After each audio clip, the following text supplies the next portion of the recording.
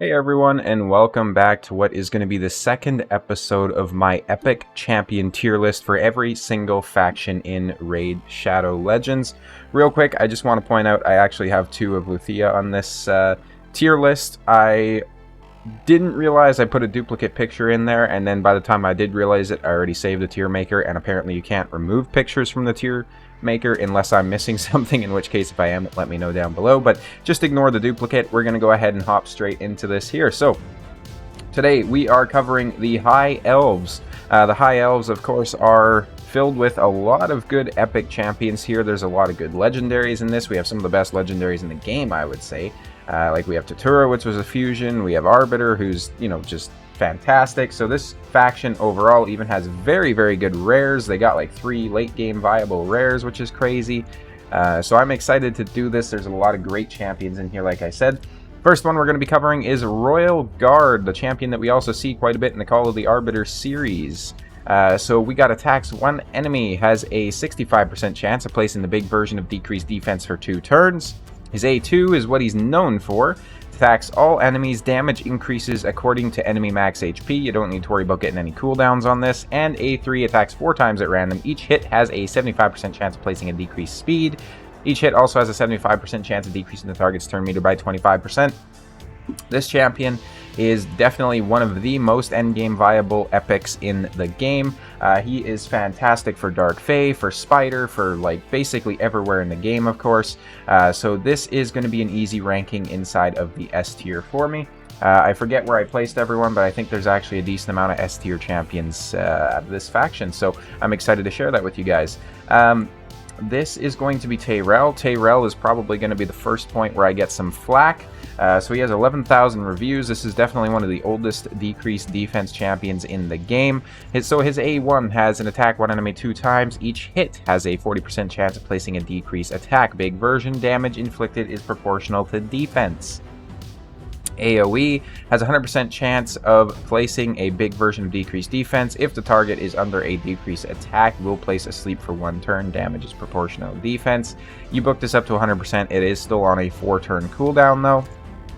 And attacks one enemy, decreases the target's turn meter by 50%. If this attack fully depletes the turn meter, it will place a stun for 2 turns. One of the only champions in the game that actually can place a stun for 2 turns, which stuns are definitely the best CC option that there is in the game, apart from petrification now, of course. So he has decent base stats as well, but all things considered, with the cooldowns, I can't bring myself to actually put this guy into the S tier.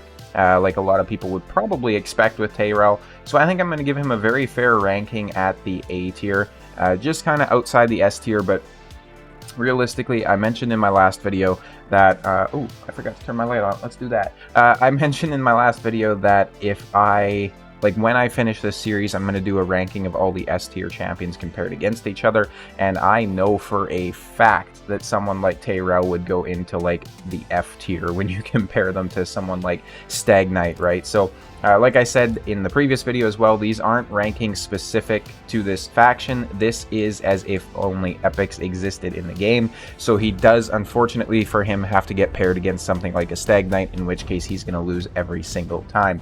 Attacks one enemy. We're on Serris, by the way. Attacks one enemy. He has an 80% books to a 90% of stealing. 15% of the target's turn meter, has a 30% chance of placing a stun debuff for 1 turn if the target's turn meter is fully depleted by this skill. AoE, decreasing the duration of enemy buffs by 1 turn, also a 75% chance of placing a decreased attack big version, and fills his turn meter by 10% for each buff that has its duration decreased. Damage based on HP on both of these skills, which is fantastic, and has a 100% chance, I think, right? 15, yeah, 100% chance of placing a provoke debuff on all enemies for 1 turn. Places a counterattack and a continuous heal on himself for 2 turns. This is on a 3-turn cooldown. I wish they would have had just like a 10 and a 5 here instead of the 3 5s for the booking. That's a little bit sketchy from the part of Plarium, but you know what it is. So Serris, and again, so some of these champions are going to be grayed out. That's just because I don't have the champion yet. But Serris, with his CC abilities and whatnot, I am actually going to go ahead and rank him in the S tier. In my opinion, that is absolutely where this champion deserves to be, considering that he's placing a provoke, on a 3-turn cooldown. That's already solid, but then considering that he counterattacks and has a chance of placing a stun when he counterattacks, that is even better, because if you think about it, right after they attack, if he's decreasing it by 15%, they're basically going to have no turn meter left, right? So very, very good champion there. Next up, we got Andalia, and I also have my phone over here with the rankings on them, so I don't forget. Andalia is a basic champion. She attacks one enemy, has a 50% chance of placing a provoke for 1 turn. She then has an AoE that has a 100% chance of placing a decrease attack for 2 turns. Gotta pop my neck as well while I'm talking. And then that is on a 3-turn cooldown, of course. Again, they're doing some weird stuff here with the books. This is not under a cooldown, though, so counterattacks when attacked by enemies under decrease attack debuffs. So, all things considered, I'm going to have to go ahead and place this champion, which is right here. I'm going to be going ahead and putting her into the C tier. I kind of mentioned that C tier is reserved for the champions that just are okay, but they don't do anything particularly well. And C tier is also basically where the damage dealers go by default. Next, we got Thanassel. Thanassel is going to attack one enemy. He has a 25, 35, 40, 50% chance of placing a sleep debuff for 1 turn. Places an increased defense big version on 2 turns on allies. Heals all allies by 25% of his max HP, which is perfect considering he's fast and got good base HP. 3-turn cooldown. And attacks all enemies, decreases the duration of all enemy buffs by 1 turn on a 5-turn cooldown. So he's definitely been kind of power crept there with the cooldowns. But overall, Thanassel, I think he's going to be fairly ranked in the B tier. Going to be actually the first champion occupying our B tier there, of course. Luthiea, A1, attacks one enemy, 30% chance, books to a 50% chance of placing a poison, big version, attacks 3 times at random, each hit has a 25% chance of placing a freeze. That's absolutely terrible. That needs to be buffed up to like 75, 80, 100%, right? Like, this is just such a power crept skill. She's definitely one of the older epics in the game as well. A3 attacks all enemies, has a 100% chance of placing the big version of decreased speed, but this is on a 4-turn cooldown. The debuff goes up for 2 turns, ally crit rate in dungeons by 33%. Overall, in my opinion, just not that good of a champion, so due to that, I'm going to go ahead and throw her into the C tier. The C tier, again, damage dealers, unless they do something special, that is where they're going. Next up, we have Illicina, I want to say. She attacks one enemy, has a 50% chance of stealing a random buff from the target. Attacks all enemies before attacking, has a 50%, books up to a 80% chance of removing any block debuffs. Also has an 80% chance of placing a block debuffs on all enemies for 2 turns after attacking on a 3-turn cooldown. It's a shame that this can't go up to 100%. She would be so much better if that was the case. And she places a shield buff on all allies for 2 turns, equal to 20% of this champion's max HP, and she places a strengthen on a 4-turn cooldown. Additionally, she's healing herself by 30% of her max HP whenever a shield buff placed by her A3 expires, is removed, or is broken by an enemy attack. So considering she has 21k base HP, this champion is absolutely fantastic, and you can kind of tell they put a lot of work into her character model as well, so they knew she was going to be a good champion. This champion ranking was actually very easy for me. I sadly don't have her yet, but if I did, I'd probably build her out. But she's going into the S tier. And as you can see, like I said, the High-Elves are a very solid faction, considering that we already have 3 S tier, and that's the highest occupied tier rating so far, right? Next up, we have Vergis. His A1 attacks one enemy, has a 50% chance of placing a reflect damage buff on a random ally for 2 turns, damage based on defense. A2, placing a continuous heal and increased speed and a reflect damage on a target ally for 3 turns on a 3-turn cooldown. He's placing a 50% ally protection buff on all allies, apart from the target one, of course. Well, so including the target one, but this goes on everyone, whereas the first part of the skill just went on the target for 2 turns, and he's also placing an increased defense on himself. Passive, everybody knows this passive. Some people were running him in arena early on in the game, and when I was, struggling to kill him, I got infuriated at this champion, very similar to Rhine Beast, who would just be placed in the arena. So the passive places a shield buff on himself for 10% of their max HP for 2 turns whenever this champion loses 10% or more of their max HP from a single hit. Of course, this is on a 1-turn cooldown, so the 2-turn shield works perfectly. And active effect, he's placing a continuous heal buff on himself. The passive effect would always work. The active effect is what has the cooldown. So he's placing the buff, the continuous heal, for 2 turns every time his HP drops below 50%. Overall, excuse me, fantastic champion. This guy, Vergis, for anyone who might not know, he can actually solo every single level of Scarab King in the game, so even hard 90 or something like that I think is the highest you get with Scarab King. Vergis can solo it. It's a fairly slow run, but you put him in Destroy gear or Toxic gear or something like that and he'll get the job done for you. Because of that, as well as his buffs and whatnot, I'm actually going to be going ahead and placing him into the A tier. I think that's a very fair place to rank Vergis. We got Marksman, who attacks one enemy, places a 5% poison for 2 turns if the attack is critical, has a 25% chance of granting an extra turn. So that will book up to a 30% chance. I guess it's weird that they're booking out something like that.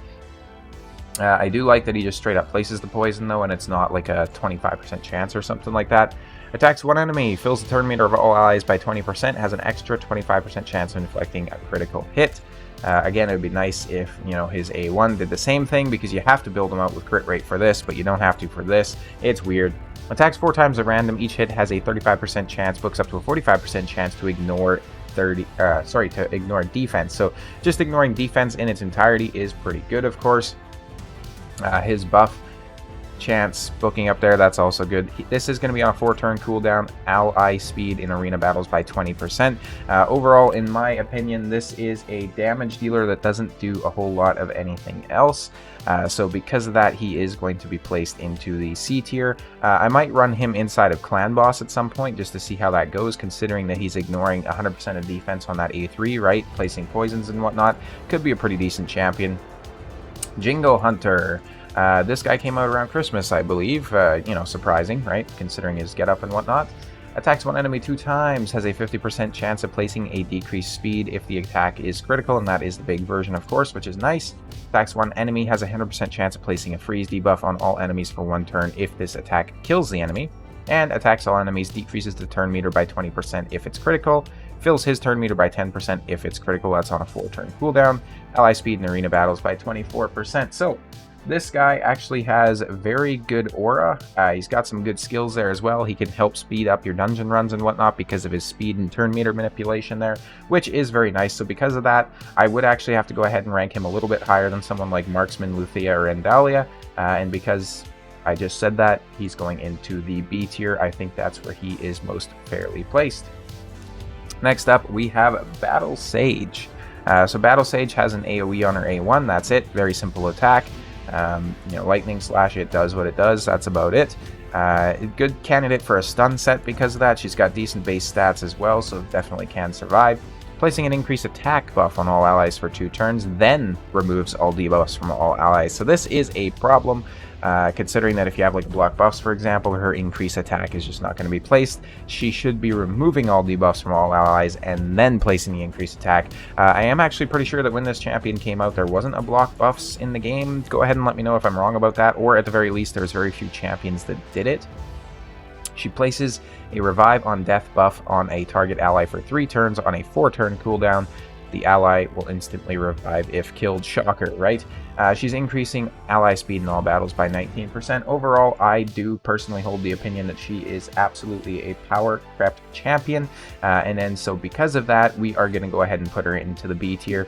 She still does some pretty good stuff. You'll still get use out of her on your team, but overall, like I say, pretty power prepped. We have Exemplar. Exemplar is going to attack one enemy 2 times, placing an extra hit if this attack is critical, so basically 3 hits. She's going to put one of the target's skills on full cooldown if the first hit is critical and the target is under a weaken, so just bring a weakened champion and you're good to go. She's going to increase the cooldown of one of the target's skills by 2 turns if the first hit is critical and they're not under a weaken, so either way you are getting utility out of that. So much better than just saying, oh yeah, this part right here, but if they're not under a weaken, you're screwed kind of thing, so I do like that. Attacking 3 times at random, each hit, 100% chance of placing a weaken debuff for 2 turns on a 2-turn cooldown skill. So considering she's got 2 hits and 3 hits, she could be a Giant Slayer mastery type champion, but then her A3 attacks one enemy, has a 100% chance of placing a freeze and a block active skills on a 3-turn cooldown. So overall, a decent champion. I know this hits fairly hard because when you're going against her in the faction wars, it always just slams my team and it always makes me clench my butt cheeks every single time because I don't know if she's going to actually kill me or not. So Exemplar, I think I would fairly rank her probably in most cases in the C tier since she's just bringing damage, but since she has such low cooldowns and whatnot and her cooldowns haven't been power crept, I can go ahead and justify putting her into the B tier. We are bringing our last champion here, which is going to be Andrazia. I think this might actually be one of the newest epics to this faction, certainly the newest Void epic at least. A1 attacks one enemy, has a 70% chance of placing a decreased crit damage for 2 turns. She then attacks one enemy, has a 100% chance of placing a stun if the target does not have active debuffs, has a 75% chance of placing the stun for 2 turns if the target does have any active buffs. So decent if they have a block debuffs. Of course, this is kind of useful. 3-turn cooldown there, or useless, sorry, not useful. Attacks all enemies, 75% chance of decreasing the duration of all enemy buffs by 2 turns. That's basically, for all intents and purposes, a full strip. Very few areas in the game are you going to have buffs that are up for longer than 2 turns, especially in PvE where they don't have masteries like lasting gifts to extend those. Increases the duration of all increased defense buffs on all allies by 1 turn.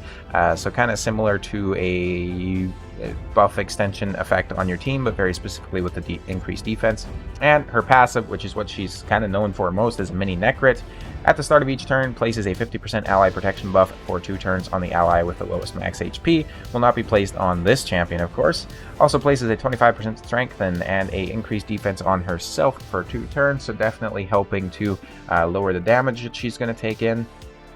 This champion, I will just go ahead and be placing her into the S tier. That is, of course, where she rightfully resides, in my opinion. Of course, I don't have her yet, though, so maybe if I do get her and start to play with her, I'll change my opinion on it. That's very possible, right? But overall, she has good base stats as well, so I definitely think she deserves to be in the S tier.